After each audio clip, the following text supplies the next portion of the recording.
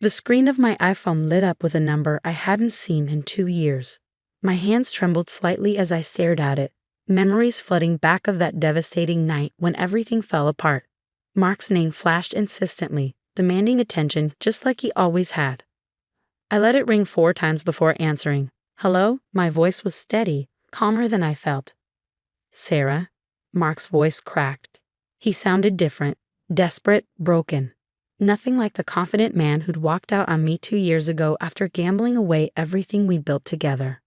My name is Sarah Mitchell, and at 34, I was listening to my estranged husband cry into the phone after destroying our life savings and abandoning me with crushing debt.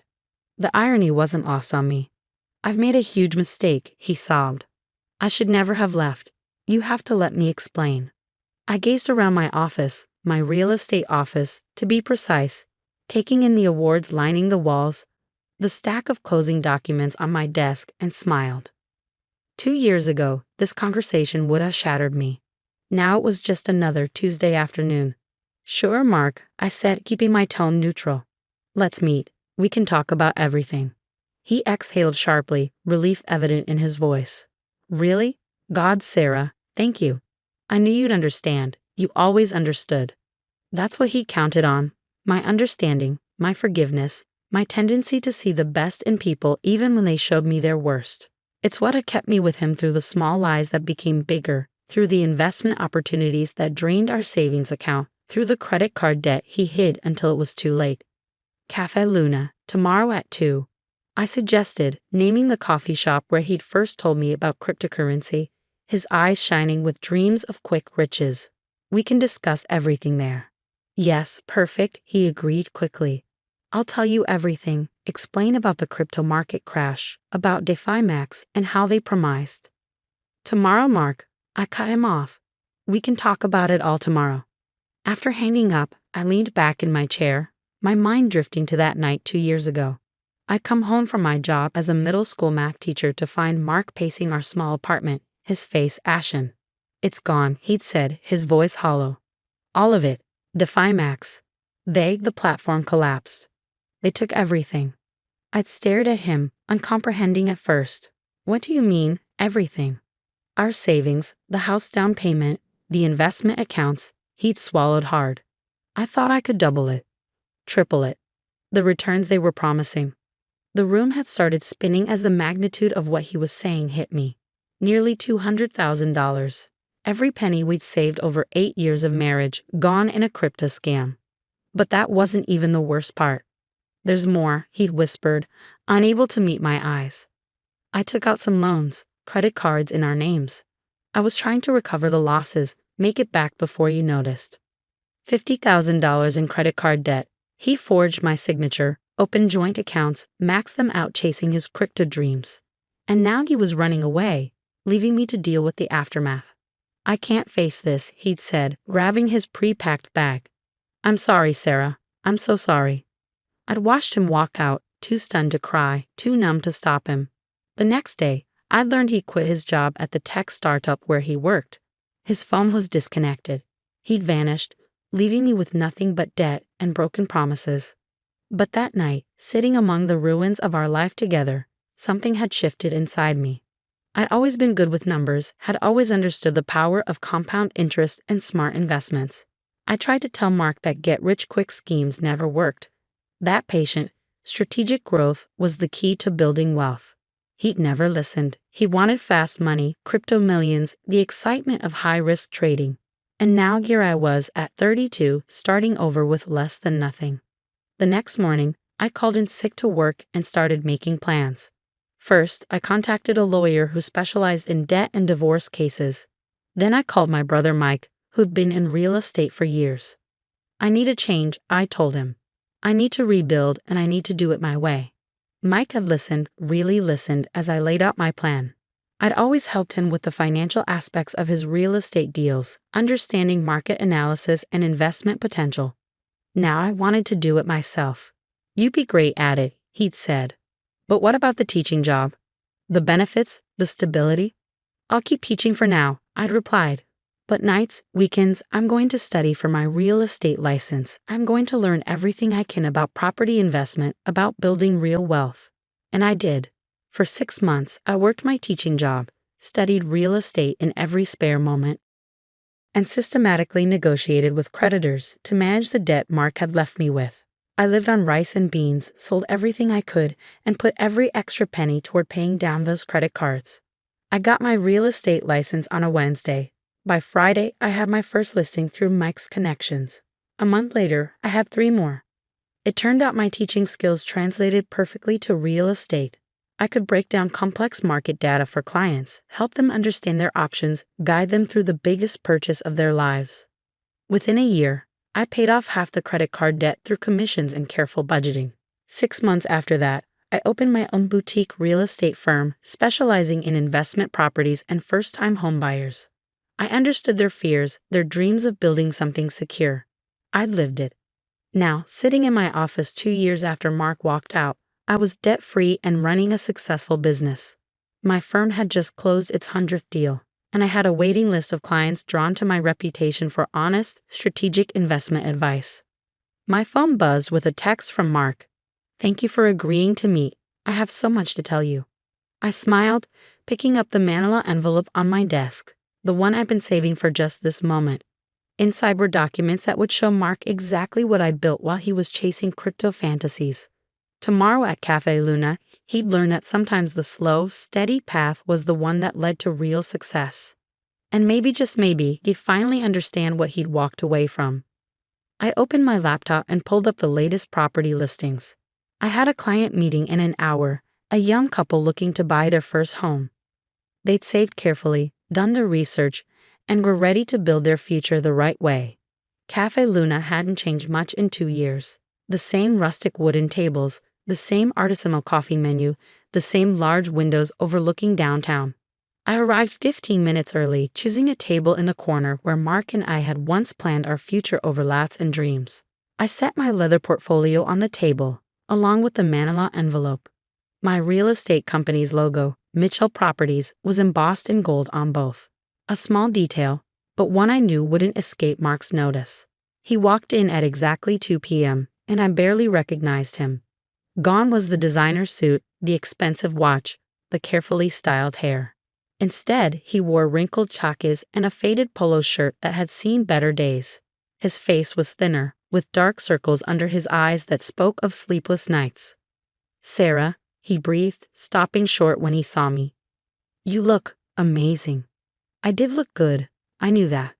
Success had given me a confidence that no designer clothes could match. My navy blazer and silk blouse weren't just expensive, they were earned.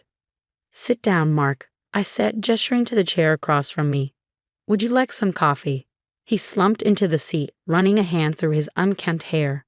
"I actually can't afford." "I'll get it," I cut in, signaling the barista. "Still take your Americano with an extra shot." He nodded, looking almost ashamed. Once our drinks arrived, we sat in silence for a moment, the weight of 2 years hanging between us. "Sarah," he started. "Let me go first," I interrupted, opening my portfolio. "Before you tell me whatever you came to say, I want to show you something." I pulled out a series of photographs, laying them on the table one by one. Beautiful homes, modern office buildings, luxury apartments, all properties I'd helped clients buy or sell over the past 2 years. "These are just a few of my recent deals," I said calmly. "Mitchell Properties specializes in investment real estate. We've closed over 100 transactions in the past year alone." Mark's eyes widened as he looked at the photos, then at me, then back at the photos. "Mitchell Properties? You started your own company?" I nodded, pulling out more documents. "After you left, I had 2 choices. I could let your mistakes destroy me, or I could rebuild. I chose to rebuild." His hands trembled slightly as he reached for his coffee. "The debt? I know I left you with $50,000 in credit card debt," I finished for him. "Yes, you did. Would you like to see how I handled that?" From the manila envelope, I extracted a stack of credit card statements, all stamped paid in full and red ink. I laid them out one by one, watching his face as realization dawned. "That's impossible," he whispered. "How did you?" "The same way anyone builds real wealth, Mark. hard work, smart investments, and patience. No crypto scams, no get-rich-quick schemes. Just strategy and dedication.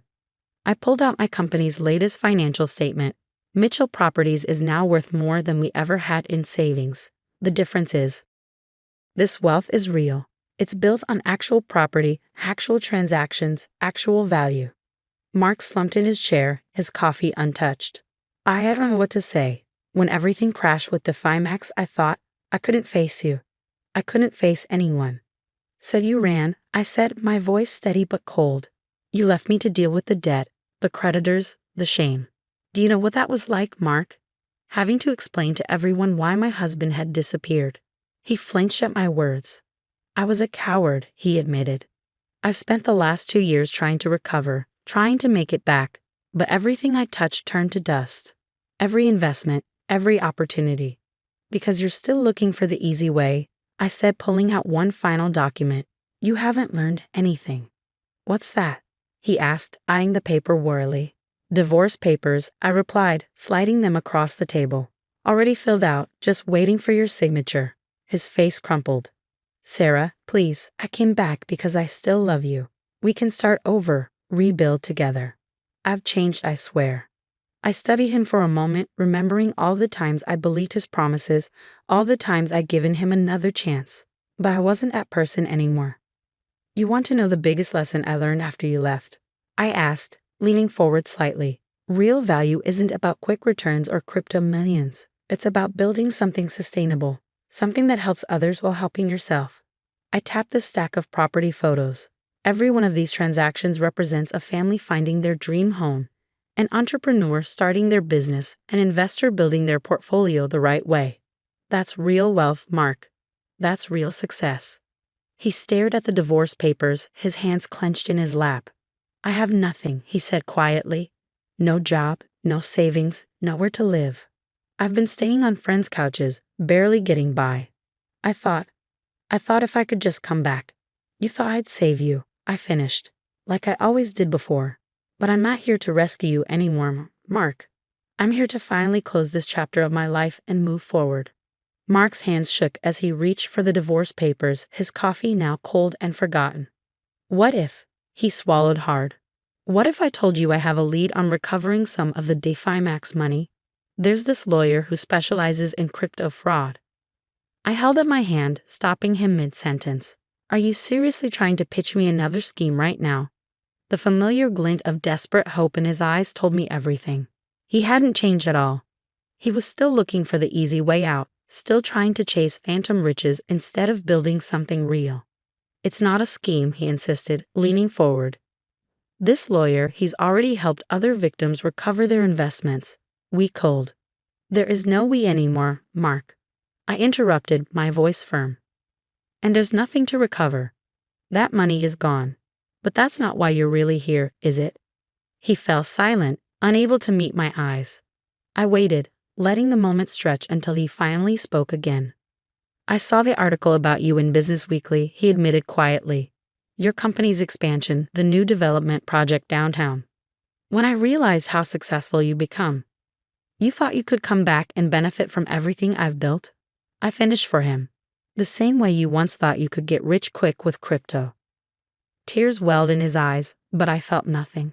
No pity, no anger, just a calm certainty that I was finally closing the door on this chapter of my life. I was proud of you, he said, his voice breaking.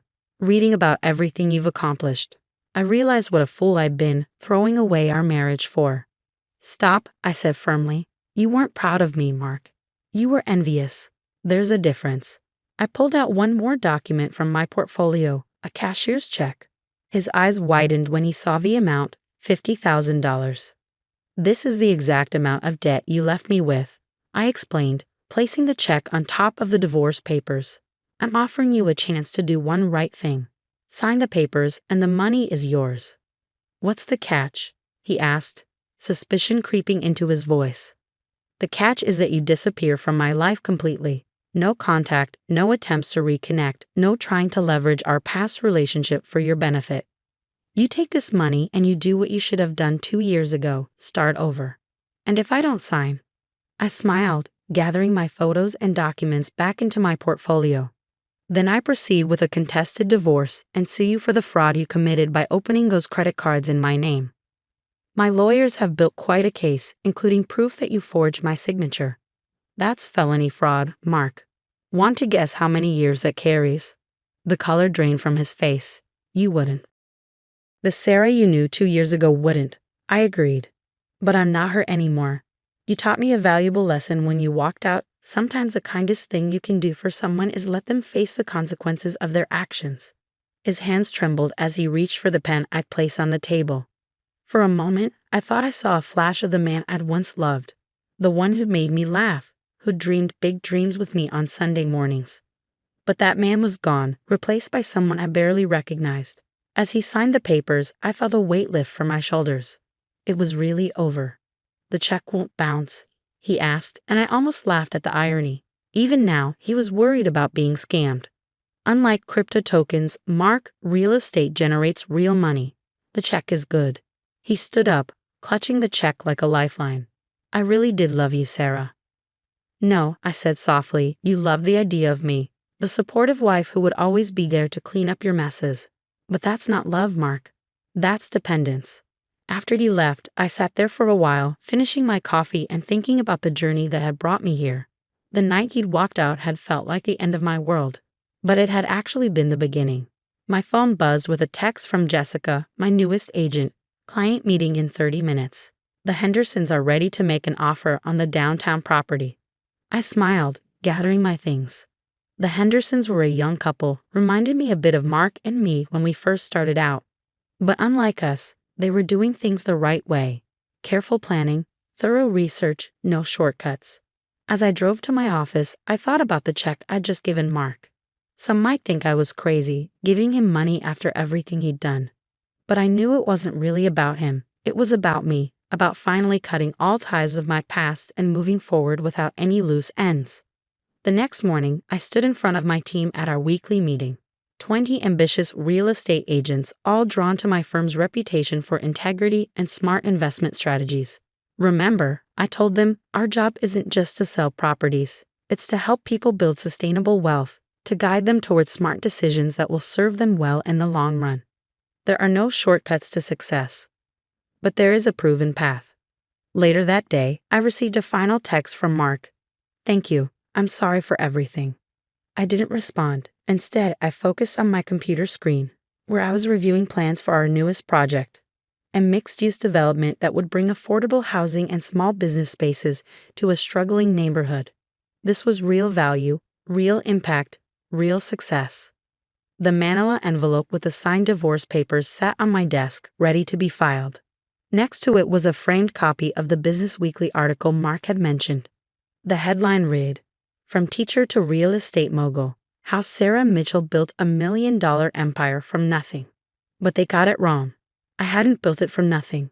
I'd built it from lessons learned, from hard work, from the ashes of broken dreams and betrayal. And in the end, that made it all the more valuable. I opened my calendar to check my next appointment. Another client meeting, another chance to help someone build their future the right way. This was my legacy now, not the money or the success, but the knowledge that I was helping others avoid the mistakes I'd learned from. The sun was setting over the city skyline, casting a golden glow through my office windows. From up here, I could see several properties I'd helped clients purchase, each one representing a dream realized through patience and persistence. Mark's final text still glowed on my phone screen, but I deleted it without a second thought. Some chapters need to stay closed, some bridges need to stay burned, and some lessons need to stay learned. Besides, I had work to do. Real work, building real value, one property at a time.